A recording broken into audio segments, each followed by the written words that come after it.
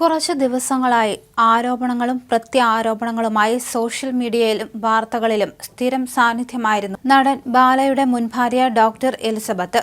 ബാലയ്ക്കെതിരെ നിരവധി ആരോപണങ്ങളുമായി എലിസബത്ത് രംഗത്തെത്തിയിരുന്നു. ബാലയും കോകിലയും എലിസബത്തിനെതിരെയും രംഗത്ത് വന്നിരുന്നു. തുടർന്ന് കഴിഞ്ഞ ദിവസം ബാല എലിസബത്തിനെതിരെ പോലീസിൽ പരാതി നൽകുകയും ചെയ്തു. ഇപ്പോൾ പരാതിക്ക് പിന്നാലെ കൂടുതൽ വെളിപ്പെടുത്തലുമായി എത്തിയിരിക്കുകയാണ് എലിസബത്ത്. കേസ് കൊടുത്താലും ജയിലിൽ അടച്ചാലും താൻ നേരിട്ട പ്രശ്നങ്ങൾ തുറന്നു പറഞ്ഞിരിക്കുമെന്ന് എലിസബത്ത് വ്യക്തമാക്കി. ചെന്നൈയിൽ ഇയാൾക്കൊപ്പം താമസിക്കുന്ന സമയത്ത് അയാൾക്കൊപ്പം അനുവാദത്തോടെ തന്റെ മുറിയിലേക്ക് ഒരാൾ കയറി വന്നു. അന്ന് പേടിച്ചിട്ട് തനിക്കും കുടുംബത്തിനും വേണ്ടി പ്രാർത്ഥിക്കണമെന്ന് ഫേസ്ബുക്കിൽ പോസ്റ്റിട്ടിരുന്നു എന്ന് തെളിവ് സഹിതം എലിസബത്ത് പറഞ്ഞു. തന്നെ ബലാത്സംഗം ചെയ്തുവെന്ന് തുറന്നു പറഞ്ഞിട്ടും ആരും കേസെടുക്കുകയോ അതേക്കുറിച്ച് അന്വേഷിച്ച് ചെല്ലുകയോ ചെയ്തിട്ടില്ലെന്ന് എലിസബത്ത് പറയുന്നു. ഞാൻ ഇത്ര കാലമായിട്ട് എന്നെ റേപ്പ് ചെയ്തു എന്ന ഇത്തരത്തിൽ ഒക്കെ ഉപദ്രവിച്ചു എന്നൊക്കെ പറഞ്ഞിട്ടും ആരും കേസെടുത്തിട്ടില്ല. ഞാൻ കേസ് കൊടുത്തിട്ടില്ല, അതുകൊണ്ട് ആരും കേസെടുത്തില്ല. ഇവർ കേസ് കൊടുത്തു, അതുകൊണ്ട് ഇപ്പോൾ കേസെടുത്തു. റേപ്പ് വിക്ടിംസ് ഒക്കെ പുറത്തു വരാത്തതിൻ്റെ കാരണം ഇതാണ്. ഇവരെ ഭീഷണിപ്പെടുത്തുകയും നാണം കെടുത്തുകയും ചെയ്യും. ആരും ഒരു നടപടിയും എടുക്കില്ല. അവർ മരിക്കുമ്പോഴായിരിക്കും അതൊക്കെ പുറത്തറിയുന്നത്. ചിലപ്പോൾ അപ്പോഴും അറിയുന്നുണ്ടാവില്ല. എൻ്റെ മാനസിക നില തകരാറിലാണ്. ഞാൻ 15 വർഷമായി മരുന്ന് കഴിക്കുന്നുണ്ട് എന്നൊക്കെ ഇവർ പറയുന്നത് കേൾക്കാൻ മാധ്യമങ്ങൾ നിൽക്കുകയാണ്. മാനസിക പ്രശ്നങ്ങൾക്ക് മരുന്ന് കഴിക്കുന്ന ഒരാളെ ഈ രീതിയിൽ പറയാൻ ആർക്കാണ് അധികാരമുള്ളത്?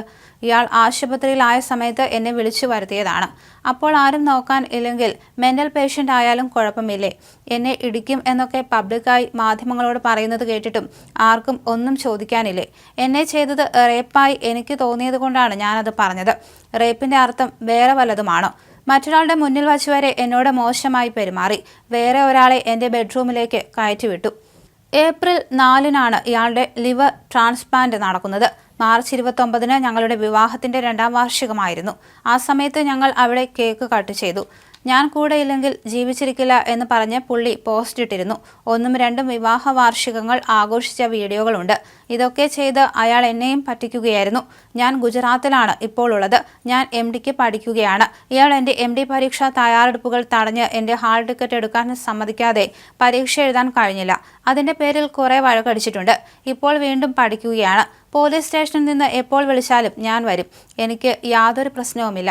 പോലീസ് സ്റ്റേഷനിൽ നിന്നോ കോടതിയിൽ നിന്നോ എപ്പോൾ വിളിച്ചാലും ഞാൻ വരുന്നതായിരിക്കും. എൻ്റെ തൃശ്ശൂർ വീടിൻ്റെ വാതിൽ ചവിട്ടിപ്പൊളിക്കേണ്ട കാര്യമൊന്നുമില്ല. എൻ്റെ ഫോൺ നമ്പർ എന്തായാലും എൻ്റെ പഴയ നമ്പർ തന്നെയാണ്. അതുകൊണ്ട് നിങ്ങൾക്ക് എൻ്റെ ഫോൺ നമ്പറിൽ വിളിച്ചാൽ കിട്ടും. എന്താ ചെയ്യേണ്ടത് എന്ന് വെച്ചാൽ ചെയ്യാം. ഇതിലൊന്നും എനിക്ക് ഒരു നാണക്കേടുമില്ല. ഇനി ഞാൻ ഒളിവിലാണ് എന്ന് മാത്രം പറയരുത്. ഞാൻ ജയിലിൽ കിടക്കാൻ തയ്യാറാണ്, എലിസബത്ത് പറഞ്ഞു. തുടർച്ചയായ വാദപ്രതിവാദങ്ങളുമായിട്ടാണ് എലിസബത്തും അതുപോലെ തന്നെ ബാലയും ഓരോ ദിവസവും രംഗത്തെത്തിയിരിക്കുന്നത്. ഇന്നലെയും ഇത്തരത്തിൽ ബാല എലിസബത്തിനെതിരെ പ്രതികരിച്ചുകൊണ്ട് രംഗത്തെത്തിയിരുന്നു. കേസ് കൊടുക്കുകയും ചെയ്തു.